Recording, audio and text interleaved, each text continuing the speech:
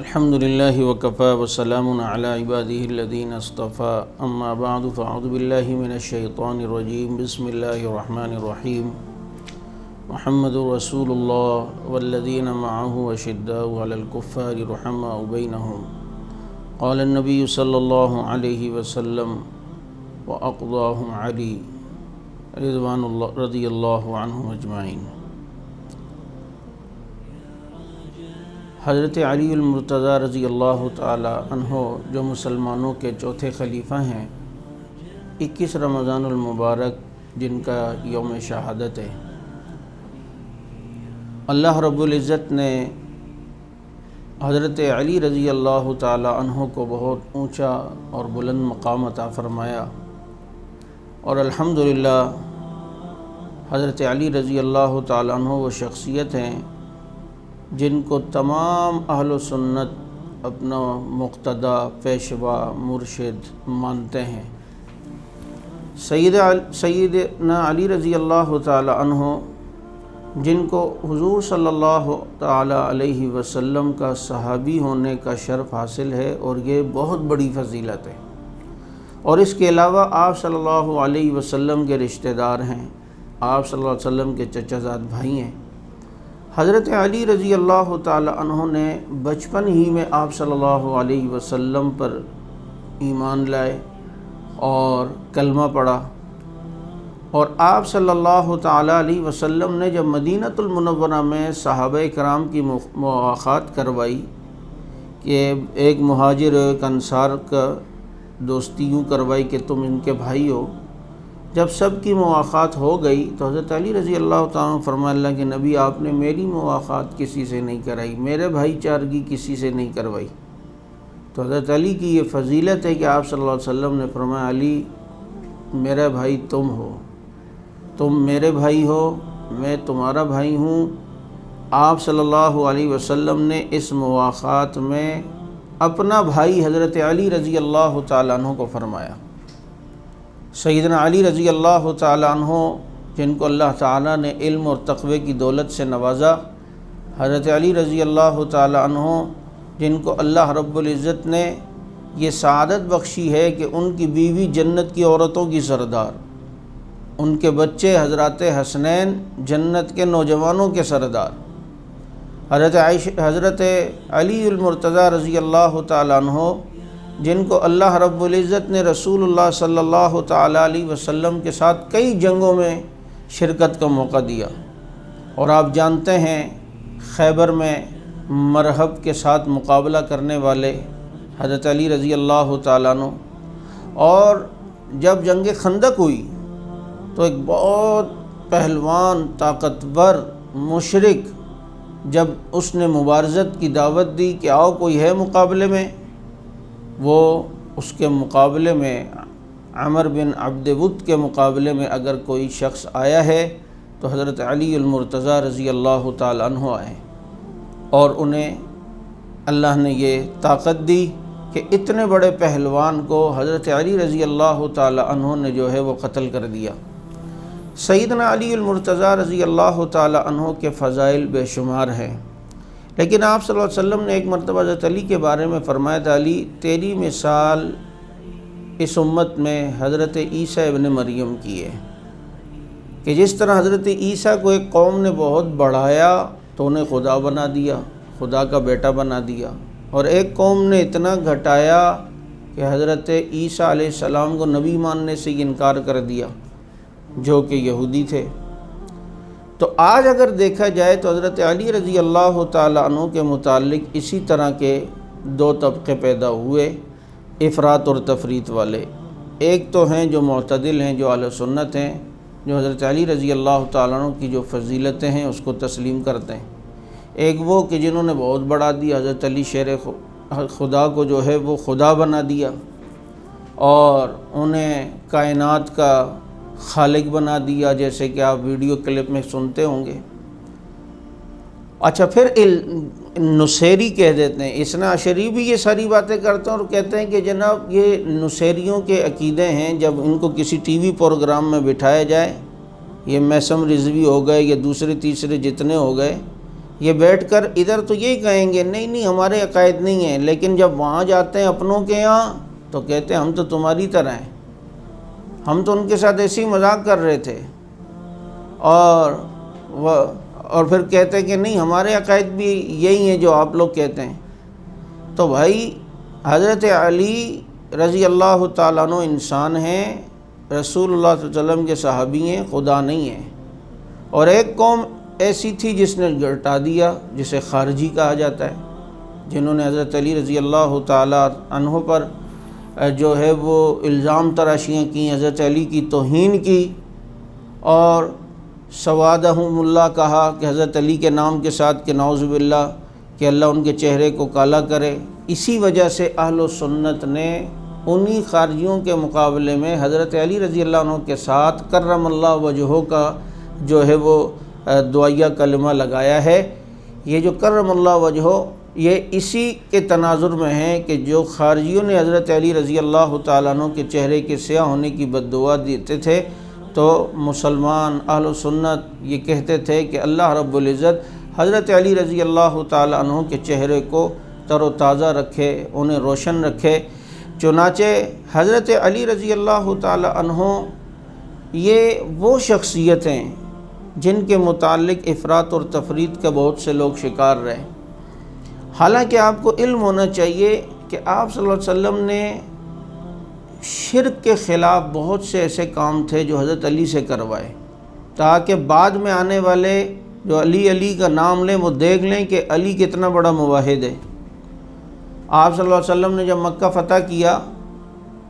تو آپ نے 3 کاموں کا حکم دیا، جس تصویر کو دیکھو پھاڑ دو، جس بت کو دیکھو توڑ دو، جس اونچی قبر کو دیکھو ڈھا دو۔ اور اس کام کے لیے آپ صلی اللہ علیہ وسلم نے حضرت علی رضی اللہ تعالیٰ عنہ کو منتخب کیا۔ اور وہ جو مشہور بات ہے کہ اللہ کے نبی جب بتوں کو توڑ رہے تھے تو ایک بڑا بت، جو ایک اونچا بت تھا جہاں تک آپ صلی اللہ علیہ وسلم کا ہاتھ نہیں آ رہا تھا، تو آپ نے حضرت علی کو اپنے کندھوں پہ بٹھایا۔ وہ ایک الگ بحث ہے کہ وہ علی بن عاص تھے یا علی المرتضیٰ۔ میں فی الحال اس بحث میں نہیں پڑھتا، کیونکہ بہت ساروں نے کہا ہے وہ آپ صلی اللہ علیہ وسلم کے ایک نواسے تھے علی بن عاص، وہ ان کو اپنے کندھوں پر جو ہے وہ بٹھایا تھا۔ اور بات بظاہر جچتی بھی یہی ہے کہ وہ چھوٹے تھے تو ان کو کندھوں پہ بٹھا دیا، نواسوں کو تو کندھوں پہ بٹھانا ویسے بھی آپ صلی اللہ علیہ وسلم سے ثابت ہے۔ لیکن حضرت علی بھی ہوں تو اگر یہ قول بھی ملتا ہے تو ہمیں اس سے کیا اعتراض ہے؟ لیکن اتنی بات ہے کہ اگر کوئی یہ کہے کہ جی حضرت علی سے یہ کام کروایا، باقی صحابہ سے تو یہ بت توڑوانے والے نہیں کروائے، تو میں نے کہا اللہ تعالیٰ نے کروانے ہی نہیں دیا اور کسی سے، علی سے کروایا۔ کیوں کہ کسی اور ابو بکر عمر عثمان کا نام لے لے کر کوئی شرک نہیں کرے گا، لیکن علی علی علی کا نام لے کر لوگ جو ہیں وہ کوئی مزاروں پہ سجدہ، کوئی کیا نعوذ باللہ کر رہا ہے۔ تو اللہ کے نبی نے علی نام کے شخص سے جو ہے وہ بت توڑوائے تاکہ دنیا کو پتہ چلے علی موحد ہے، علی شرک کے اسباب کو ختم کرنے والا ہے، اور علی کے چاہنے والے بھی شرک سے نفرت کرنے والے ہیں۔ حضرت علی المرتضیٰ رضی اللہ تعالی عنہ، جن کو یہ شرف حاصل ہے کہ مسلمانوں کے 3 افضل آدمیوں کے جو ہے وہ ہاتھ پر بیعت کرنے کا شرف حاصل ہے۔ آج اگر کوئی یہ کہا جائے کہ جی میں حضرت تاج امروٹی سے بھی بیعت ہوں، میں مولانا عبدالکریم بیر شریف والے سے بھی، اتنے ساروں سے، تو وہ کہتے ہیں یار آپ کو تو بڑی سعادت حاصل ہے۔ حضرت علی رضی اللہ تعالیٰ عنہ کی یہ سعادت ہے کہ سب سے پہلے آپ صلی اللہ علیہ وسلم پر ایمان لائے، پھر اس انبیاء کے بعد جو اس امت میں سب سے افضل ابو بکر صدیق رضی اللہ تعالیٰ عنہ، ان کے ہاتھ پر بھی بیعت کر کے حضرت علی کی سعادت ہے، پھر حضرت عمر کے ہاتھ پر بیعت کی، پھر حضرت عثمان رضی اللہ تعالیٰ عنہ کے ہاتھ پر بیعت کی۔ میں سوال یہ ہوتا ہے عموماً کہ جو لوگ حضرت علی رضی اللہ تعالیٰ عنہ کو مشکل کشا کہتے ہیں اور جو فضیلتیں بیان کرتے ہیں، مبالغہ کرتے ہیں، وہ جی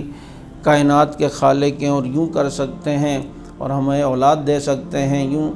تو ظالموں اتنا تو سوچ لو کہ ابو بکر عمر عثمان رضی اللہ تعالیٰ عنہ کی اگر خلافت صحیح نہ ہوتی تو حضرت علی اتنے دلیر اور بہادر ہو کر مجھے بتائیں ان کی بیعت کیوں کرتے ہیں؟ یہ کر رہے ہیں تو صرف اس وجہ سے کہ دل سے بھی ان کو مانتے ہیں۔ یہ سوچیں، یہ خود سوچیں ذرا کہ ایک طرف آپ یہ کہتے ہیں جناب ان کی تلوار ایسی تھی، اوپر اٹھاتے تھے آسمانوں تک جاتی تھی، نیچے کرتے تھے تحت سرا تک جاتی تھی، اور دوسری طرف ان حضرات کے سامنے بظاہر نعوذ باللہ اتنے کمزور نظر آ رہے ہیں۔ نہیں، یہ آپ حضرت علی پر الزام لگا رہے ہیں۔ حضرت علی نے انہیں دل سے خلیفہ مانا، دل سے ان کے پیچھے نمازیں پڑھی، اور حضرت علی رضی اللہ تعالیٰ عنہ کے نکاح کے گواہ ابو بکر و عمر ہیں، ان کی شادی میں خرچہ کرنے والے حضرت عثمان رضی اللہ تعالیٰ عنہ ہیں۔ بہرحال حضرت علی رضی اللہ تعالیٰ عنہ جن کے بارے میں نبی نے فرمایا میری امت میں سب سے بہتر فیصلہ کرنے والا علی ہے۔ اب آپ 3 خلفائے راشدین کی حدیث پر نظر دیکھیں۔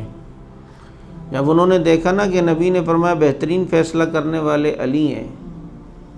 تو تینوں خلفائے راشدین نے اپنے دور میں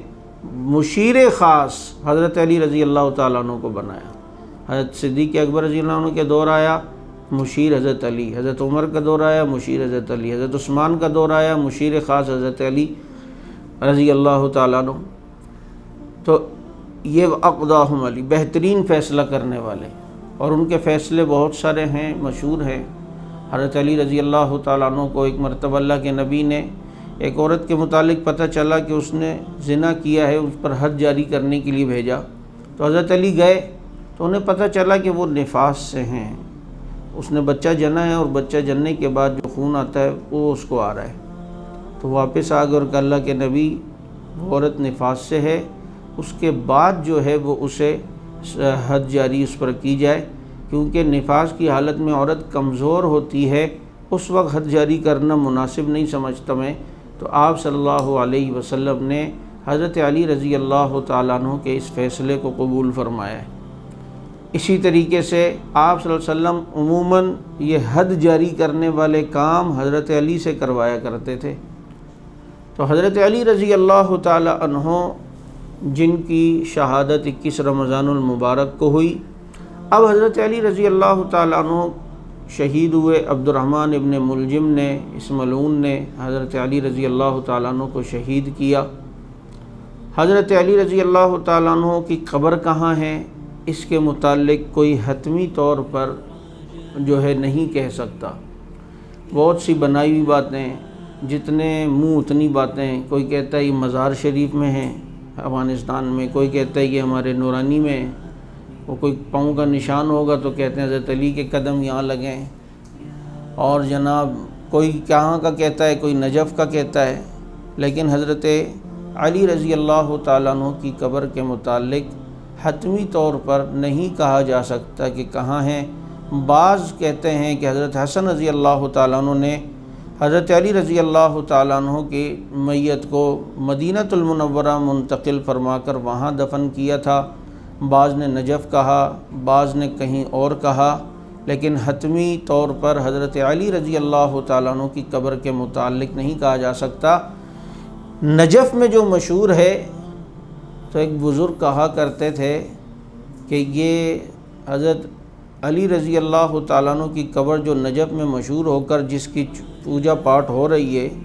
یا جس کو زیادہ چوما چاٹی کی جاتی ہے، اگر اس طرح کرنے والوں کو یہ پتہ چل جائے کہ اس قبر میں ہیں کون، تو پھر ان کے ہوش ٹھکانے آ جائیں گے۔ اس قبر کے اندر حضرت مغیرہ بن شعبہ رضی اللہ تعالیٰ عنہ دفن ہے، اور حضرت مغیرہ بن شعبہ رضی اللہ تعالیٰ عنہ کے شیعہ کتنے بڑے دشمن ہیں یہ آپ جانتے ہیں۔ تو یہ تو صحابی کی کرامت ہے کہ اللہ رب العزت نے حضرت مغیرہ بن شعبہ رضی اللہ تعالیٰ عنہ کی قبر کی یوں جو ہے وہ حفاظت فرمائی ہے توہین سے، کہ جناب کوئی ان کی قبر کو توڑ نہ ڈالے، کوئی ان کی قبر کی توہین نہ کرے، کہ لوگ یہ سمجھ رہے ہیں کہ وہ حضرت علی رضی اللہ تعالیٰ عنہ کی قبر ہے، جبکہ حضرت مغیرہ بن شعبہ رضی اللہ تعالیٰ عنہ کی قبر ہے۔ حضرت علی رضی اللہ تعالیٰ عنہ کی قبر کا حتمی طور پر کسی کے علم میں بھی نہیں ہے۔ اللہ تعالیٰ حضرت علی المرتضیٰ رضی اللہ تعالیٰ عنہ کو اس امت کی طرف سے بہتر جزائے خیر عطا فرمائے۔ علماء اکرام کے نیو بیانات سننے کے لیے آپ ہمارے فیس بک پیج کو لائک کریں اور ہمارے یوٹیوب چینل کو سبسکرائب کر کے بیل آئیکن پر کلک کیجیے۔ اپنی نیک دعاؤں اور تمناؤں میں ادارہ سعد نشریات کو یاد رکھیں۔ شکریہ۔ علماء حق کی آواز، سعد نشریات۔